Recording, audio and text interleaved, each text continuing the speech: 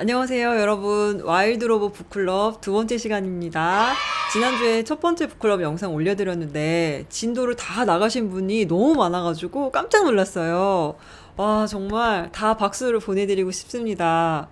이게 사실 그렇게 호락호락 쉬운 책은 아니거든요. 그런데 정해진 진도까지 다 읽으시고, 진도를 또 앞서 나가시는 분들이 많이 계신 걸 보고 정말 놀랐어요.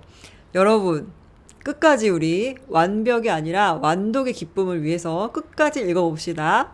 지난번 영상에 올려주신 댓글 중에서 모르는 단어가 많았어요. 모르는 단어를 다 찾느라고 힘들었어요. 특히 의성어와 의태어.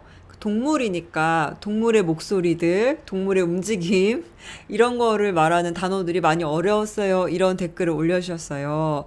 맞아요. 그런 단어들이 사실 우리가 교과서에서도 그다음에 뭐 어릴 때 시험 공부를 하면서도 많이 배운 단어들은 아니에요.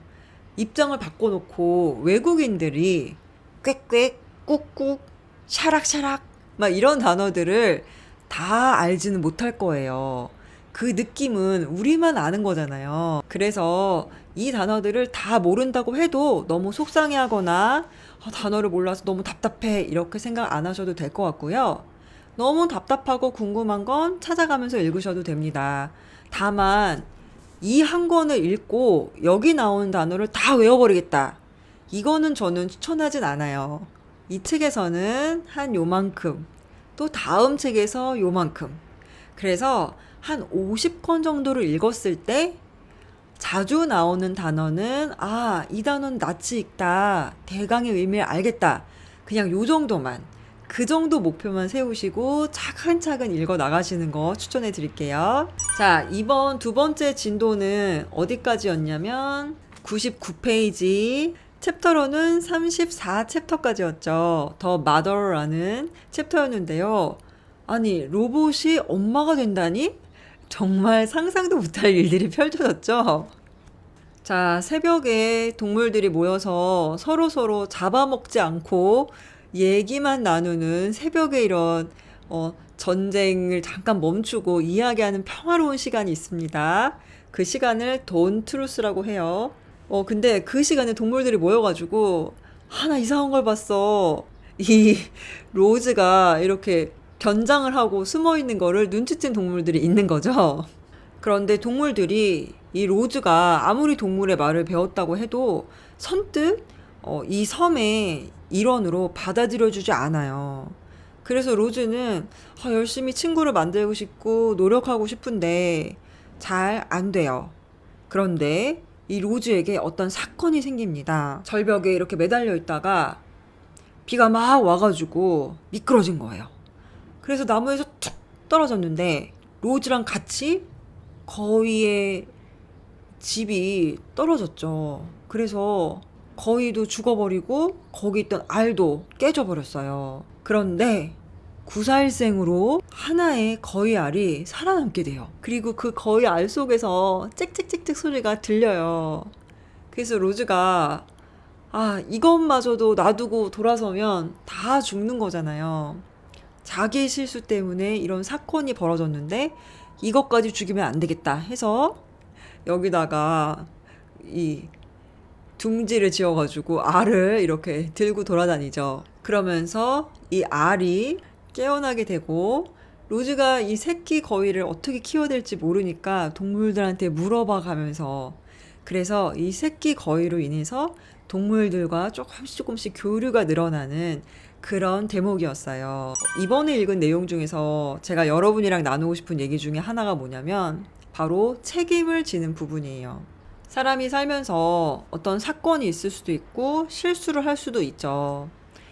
그런데 그 실수를 이렇게 눈을 감고 도망치지 않고 로즈는 자기의 실수에 대해서 책임을 지는 모습을 보여줘요. 사실 이게 굉장히 용기가 있어야 되는 일이거든요. 저 같으면 제가 그 새끼를 키워본 적도 없고 그리고 그냥 돌아서서 가도 사실 아무도 모르잖아요. 선뜻 내가 이 알을 보살펴야겠다, 내가 책임져야겠다 이런 생각까지는 못했을 것 같아요. 근데 로즈는 바로 그 알에 대해서 책임감을 보이고 자기가 잘 모르면 동물들한테 물어봐 가면서 이 알에 대해서 책임을 지려고 하죠. 여기서 어떤 문장이 나왔냐면 74페이지에 이런 문장이 나와요. 거위가 하는 말인데요. 내가 이 새끼를 왜 맡아? 나는 못해. 나는 안 해. You say this is your fault? 이게 너의 실수라고 했지? It seems to me, 내가 보기엔 that it's up to you. It's up to you.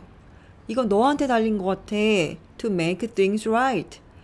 잘못된 일을 바로 잡는데 이거 너의 책임인 것 같아. 내 생각엔. 이렇게 얘기를 하는 거예요. 그쵸. 이게 이제 알을 로즈가 키우기로 했으니까 로즈의 책임이 된 거예요.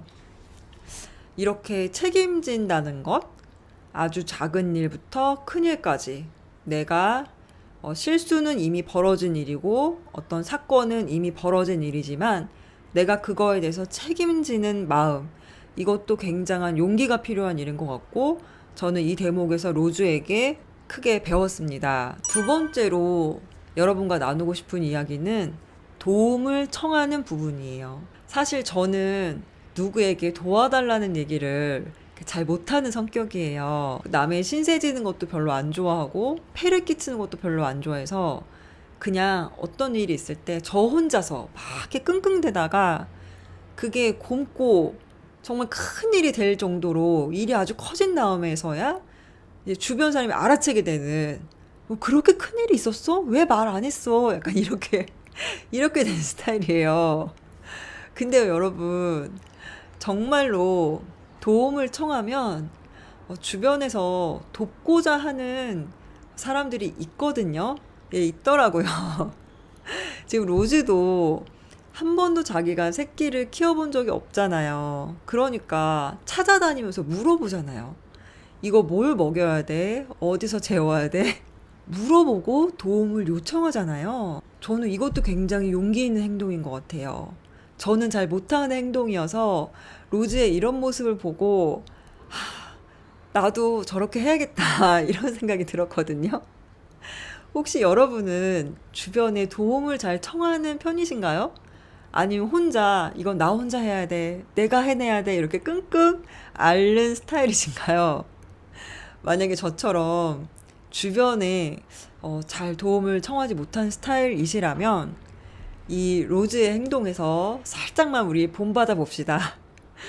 내가 잘 모르겠고 못하겠고 혹시나 주변에서 나를 도와줄 생각이 있을 수도 있으니까 이거 나 이런 일이 있는데 이건 어떻게 해야 돼? 조언을 구하고 도와달라고 손을 한번 내밀어 봅시다. 이 이야기를 여러분과 함께 나누고 싶었어요. 세 번째로 여러분과 나누고 싶은 이야기는 바로 모성에 대한 거예요. 이 로봇은 인간도 아니고 여기서는 쉬라고 나오지만 남잔지 여잔지 사실 성이 그렇게 뚜렷하지 않죠. 그런데 어찌어찌 해서 새끼 거위를 키우게 되면서 엄마로서의 역할을 하게 됩니다. 이 엄마로서의 역할을 한 번도 안 해봐서 엄마 거위한테 물어봐요. 어떻게 해야 되는 거냐. 그러니까 이 거위가 하는 말이 Oh, it's nothing. 별거 아니야. You just have to provide the gosling with food and water and shelter. 자, 음식을 주고 물을 주고 안전한 장소를 제공해 줘야 돼. Make him feel loved.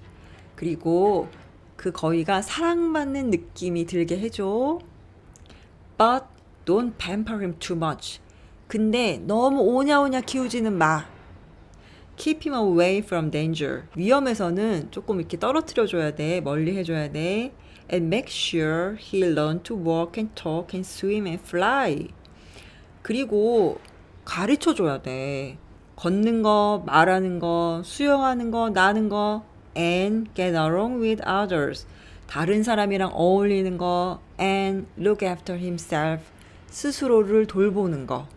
And that's really all there is to motherhood. 이게 바로 모성이야. 엄마가 된다는 건 이런 거야. 이렇게 얘기를 해줘요. 저는 이게 굳이 모성뿐이 아니라 저 스스로도 배워야 될 일들이 이런 거였구나. 이 문장을 읽으면서 그런 생각을 해봤어요. 아, 나 스스로 음식과 안전한 공간을 마련을 하고 사랑받는 느낌이 들도록 그렇게 사랑하는 사람과 가까이 하고 그렇지만 너무 잘난 척하지 말고 그리고 말하고 운동하고 이런 것도 좀 건강을 위해서 좀 배우고 다른 사람과 또 잘 어울리고 나 자신을 돌보는 법을 배워야겠구나 이런 생각이 들었거든요. 여러분은 이 대목을 읽으면서 어떤 느낌이 드셨나요? 요번에 읽은 이 대목에는 수거나 관용구가 조금 나왔었어요. 예를 들면 처음에 여우가 이 로즈한테 뭐라 그러냐면은 Good luck to you. You're gonna need it.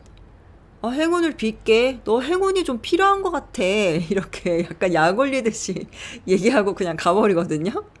You're gonna need it. 약간 이런 말투는 우리가 you도 알고 gona도 알고 need도 알고 it도 알아도 이 뉘앙스를 아는 거는 사실 어렵거든요. 이런 부분이 바로 영어 원서의 오디오북을 듣거나 아니면 영화나 미드로 이 말을 하는 사람의 표정과 행동을 보지 않으면 와닿기 힘든 수거나 관용구 뉘앙스 표현이에요. 그리고 또 하나 있어요. 54페이지에 I'll take what I can get. 여우가 고슴도치 가시에 찔렸는데 주변에 자기를 도와줄 사람이 로봇밖에 없는 거예요. 그럼 너라도 나 좀 도와줘. 약간 이런 의미로 얘기하는 거거든요. 이런 말은 I'll take what I can get.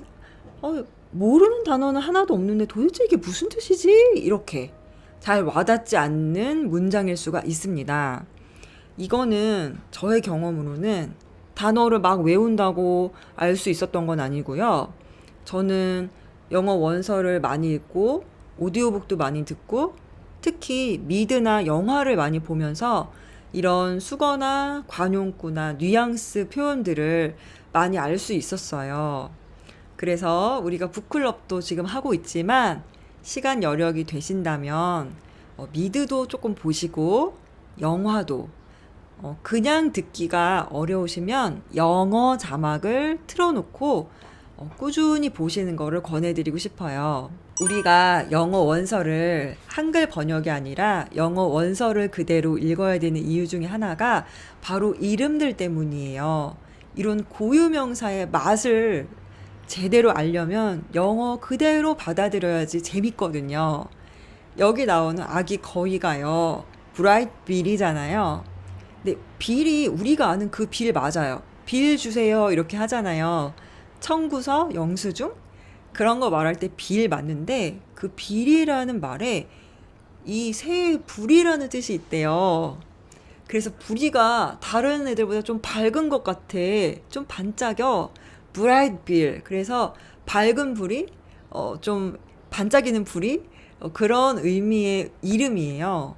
근데 이걸 한글 번역으로 브라이트 빌이라고 우리가 들으면 왜 이런 이름인지 딱 와닿지는 않죠. 그래서 이런 고유명사, 이름 이런 거를 제대로 느끼고 있는 그대로 받아들이려면 영어 원서로 읽어야지 재밌는 것 같아요. 이제 이 책을 100페이지 정도 읽으셨는데 어떠신가요? 처음에 책장을 펼칠 때보다는 조금 읽기가 수월해지지 않으셨나요? 다음 진도는요. 챕터 35부터 챕터 50까지 읽을게요. 페이지로 하면 100페이지부터 160페이지까지예요. 다음 영상에서 또 재미난 얘기 나눠볼게요. 진도가 느리시다면 영상 보시면서 천천히 따라와 보시고 진도가 빠르시다면 쭉쭉 읽으시면서 오디오북도 같이 들어보시고 오디오북을 듣고 따라하기도 같이 하시면서 재미있게 읽어보시기 바랍니다. 오늘 영상 봐주셔서 진심으로 감사드립니다.